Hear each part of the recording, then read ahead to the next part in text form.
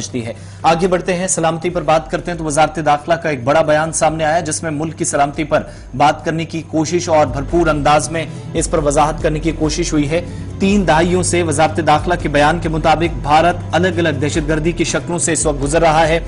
या शिकार है, और मरकजी हुकूमत की जो जीरो टॉलरेंस की पॉलिसी है टुवर्ड्स टेररिज्म वो कॉन्टिन्यूस है। और अमित शाह के मुताबिक दहशतगर्दी की लानत से या इस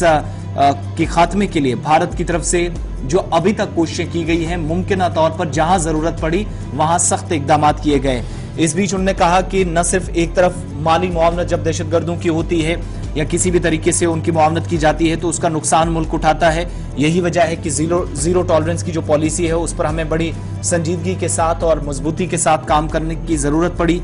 अमित शाह की सरबराही में वजारत दाखिला ने दहशतगर्दी की माली मुआवनत का मुकाबला करने, दहशतगर्दी के लिए कोई पैसा ना हो, इसके मौजू पर जो तीसरी मिनिस्ट्रियल कॉन्फ्रेंस थी इसकी मेजबानी की और एक बयान में ये बात कही कि 18 और 19 नवंबर को जब नई दिल्ली में कॉन्फ्रेंस मुनक्किद होगी तो उससे पहले ही बड़ी बातें कर दी गई कि ये तमाम चीजें, और थोड़ी सी पिक्चर क्लियर कर दी गई कि कौन से मौजुआत रह सकते हैं जिन पर खुसूसन तवज्जो सरकार की तरफ से दी जाएगी। वजारत दाखिला के मुताबिक कॉन्फ्रेंस में जहां पर मरकजी वज़ीर दाखिला खुद शिरकत करेंगे, दहशतगर्दी के खिलाफ जंग में हिंदुस्तान का जो अज़्म है उससे आगाह किया जाएगा और ये कि अमन पसंद ममालिक के साथ यकजहती का इजहार करने, दहशतगर्दी की माली मुआवनत को रोकने, इसके खिलाफ पायदार ताउन के लिए एक पुल की हैसियत से तमाम ममालिक मिलकर काम करें, इसके लिए बात